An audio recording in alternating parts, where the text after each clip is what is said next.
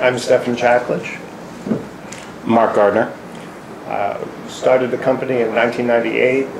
We have about 12, 14 people. It was a small studio focused on residential work, some offices. I was introduced to a particular client through a contractor many years ago. It was Robert Duffy, who was chairman at Marc Jacobs. And from there, we started doing the first retail stores. And from there, we've done quite a few worldwide for many different clients.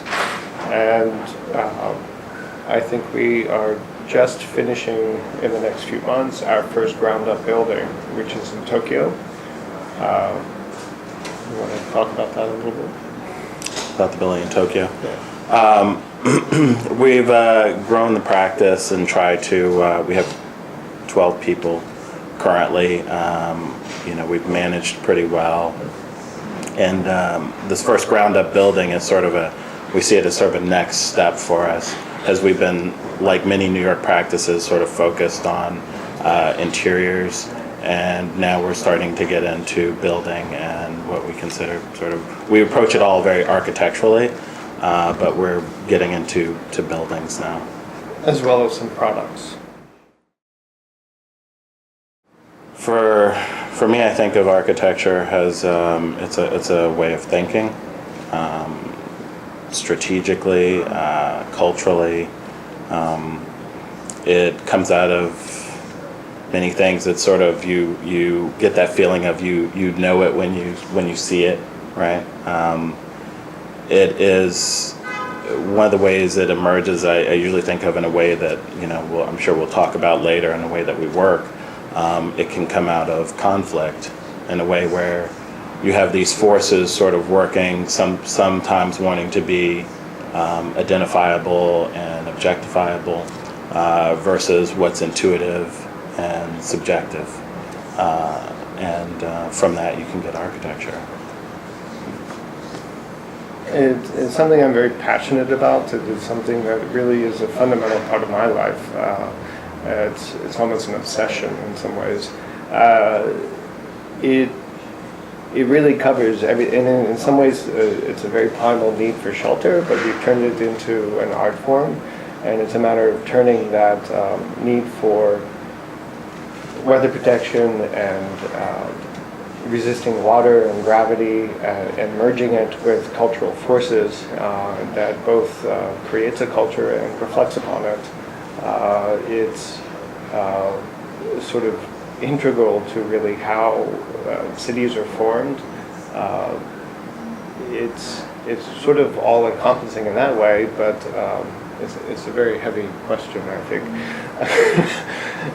It is a very personal thing, but we very much get into detailing, and we get into the overall conception of a building and how it's made, but actually what it means culturally, what it means sociologically. It really does all impact. It's an interesting art form because it has a very practical side. It really does impact how people live, and it can affect the quality of life. And it's also very slow in terms of the process that goes into making it, and slow into the for the reaction, the feeling you get from it. It's interesting because it can be consumed before it's even completed. Right.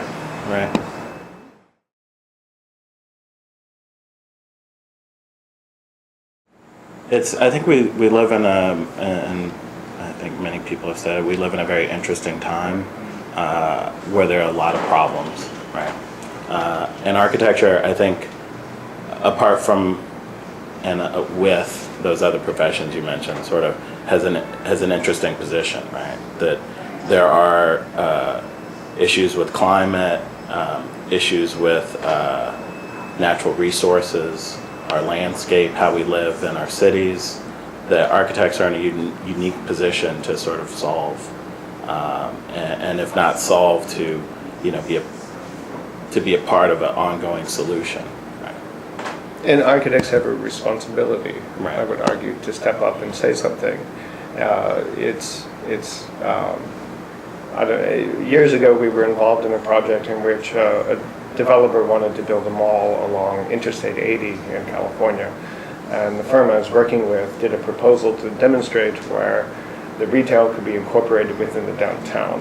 And this was the most appalling gesture by our part as viewed by the developer. But I think it was a responsible thing. I think it was demonstrating to the city council and to the people in the town how you really can shape your environment, and you don't need to just let the economic forces dictate it, that there really can be a decision. People make an assumption that because things exist a certain way that they've always been that way, and there's no conception that it may only be 20, 30 years old, and they really can have an impact. I think architects really do have a role and a responsibility to step up and say what could be done, either in terms of zoning or individual buildings, preservation. There was no attitude toward preservation in the U.S. before the 60s in some ways. And in New York City, where Penn Station was torn down. And there is a very different attitude today because of the education of people about preserving and reusing the buildings. The High Line was just reopened as a huge success. But I remember when my friend Robbie Hammond had just started proposing the idea of saving it, and there were so many people who were so skeptical and didn't think that was going to happen. So it doesn't need to just be an architect, but it can be any person, really. You could step forward and say, this is important, this is the way we make cities and places, and this is going to affect all of our lives. It's not just the immediate owner of the property. And you raise an interesting point too, that it's you can't even stress enough the role of education, right? It's not just educating architects as a profession or a community, but actually educating the public. Which is more important. Right. It's part of what we do is like the professions you mentioned, lawyers and doctors, are very successul at educating the public about what their role is and the value of what they do, and people understand that. And architects, I think, still need to sort of step forward and kind of educate people as to what is our role, or sort of to the problems that I mentioned earlier, what our role can be in helping solve those.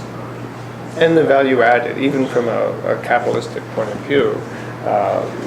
So much of the building in America is driven by developers. They control city councils and zoning. But I think we've been able to demonstrate to our clients a 30% return on their investment almost immediately. By that architecture can really have an impact on design and how people use the space. And so I think as more people learn about that, then the quality of architecture and design can improve.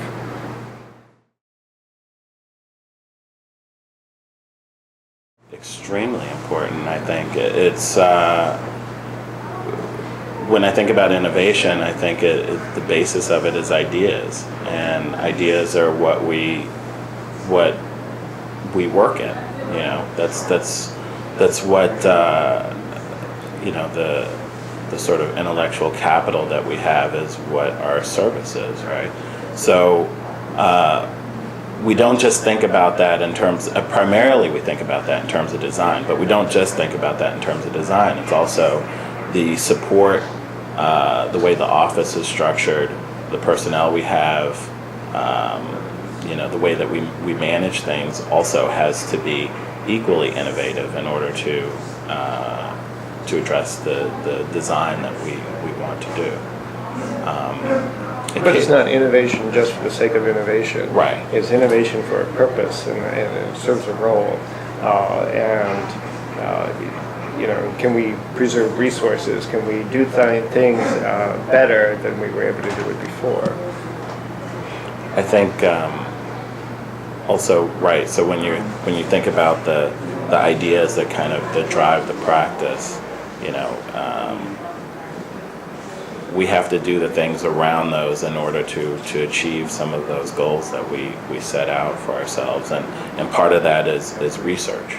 I think that plays a tremendous role in what we do. If we want to use a certain material, we have to do the research to sort of find out what's the right thing to use here. And then that goes across scales as well, because, I think Stephan mentioned that earlier. We try to do everything from, small, like product design, industrial design, to buildings. But the problem we have is often that clients are looking for a certain sense of surety. They are not willing, or there's a certain reluctance or fear on their part to try something that's not been done before. And so that too becomes an educational process and a way of convincing them that yes, it can be done, and there may be a risk on a particular product. We're trying to use biocompostable plastics, and the question is, how does this hold up over time? And unfortunately, they haven't been around that long, and so there's a certain unknown factor. And I think it's also a matter of there's not that many manufacturers out there, and they're already within a year, last year, many more than had been available previously. But it's a matter of how can we do something in which if we're going to produce a product that is going to be able to be responsible in terms of packaging and decomposing and its entire life cycle.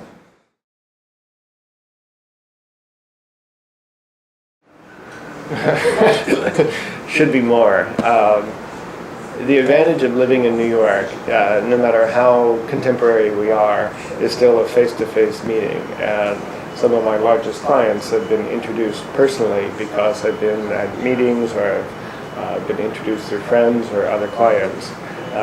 That's critical to really how our practice has grown in this country.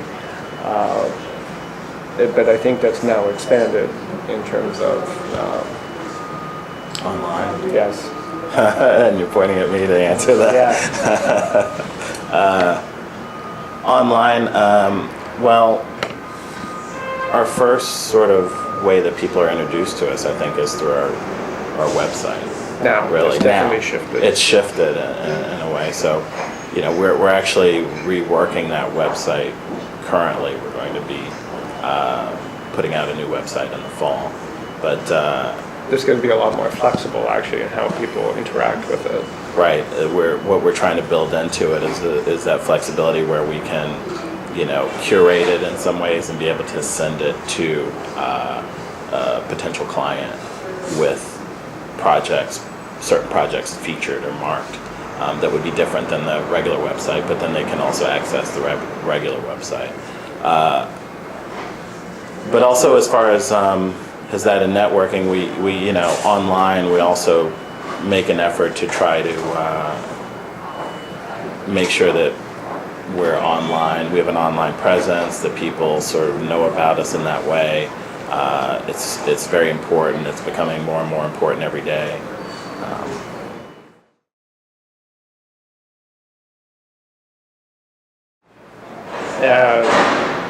It's funny. I mean, we started in 1998, and at the time, most firms had computers, but they had some computers, and they had some people on drafting boards. We actually, from day one, had everyone on a computer. It's a little bit unusual, and now it's common. It's almost people that are working for me of a certain age would probably find that amusing, but. It's critical. We work globally. I think many architects do now. We are in the morning dealing with Europe in Paris, and in the evening with Tokyo. I have a project manager Skyping last night with the building we're working on, the project team in Japan. It really is... it's integral. Yeah, it's exactly. Right there, it's integral. It's, I think it's also interesting because for the most part, for a lot of architects, and I think ArchDaily sort of wrote a lot about that, is that you never actually get to physically see these buildings. The way you get introduced to these buildings or these architects is online. But that shapes your perception of it does, but it's funny because it used to be the magazines and and now it's online where you actually, as we were talking earlier, you see what's going on in Shanghai, or you see what's, this new tower in London, and though you may not have been there or haven't seen it, sort of ongoing, it's pretty interesting, and so we're always sort of aware that people are going to, most people are going to recognize us through, what they may see about us online, and so you try to be very, like I said, very aware of that. But even the book, it's almost a post-national publishing company, because we were dealing with the renders in Argentina, we were doing color checking in Singapore, the layout was done in Vancouver, the headquarters are in San Francisco, the publishing was done in Shenzhen, and everyone was communicating through the internet. It just becomes a standard operating method, and to the point where the telephones don't ring anymore. And it used to be that was all that was. Or people are slow to pick up the telephone. They were like, "Why didn't you email me?"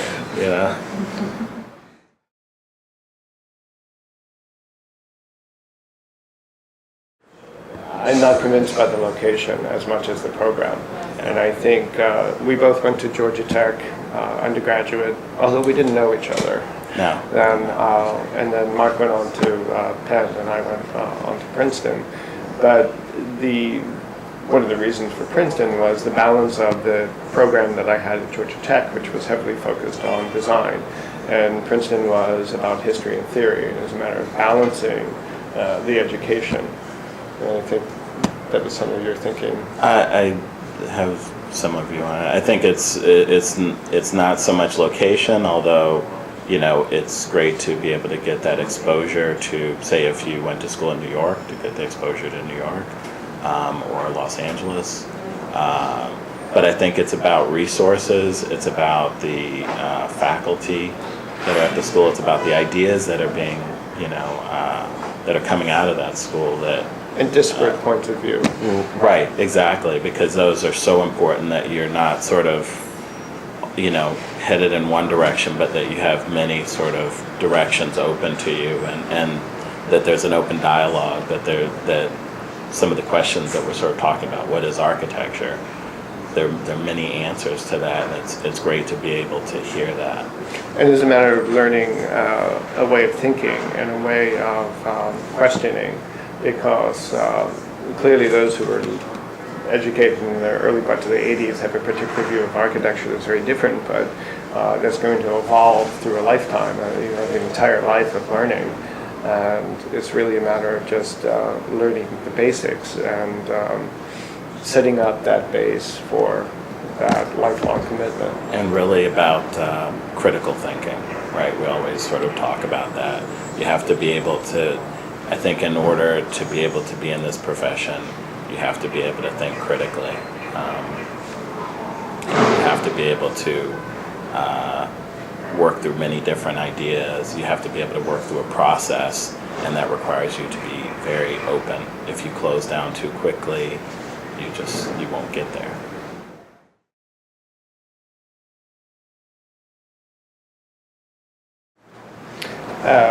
I had worked for a number of small firms after graduate school, including in California, in which we did a large number of wood frame houses, and then in New York with Stephen Harris and B5 Studio, more interior-oriented work, very disciplined, very rigorous.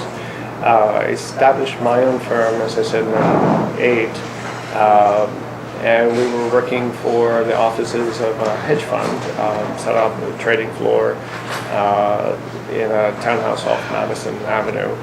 And within a very short period of time had done some retail and showrooms based on some connections I had.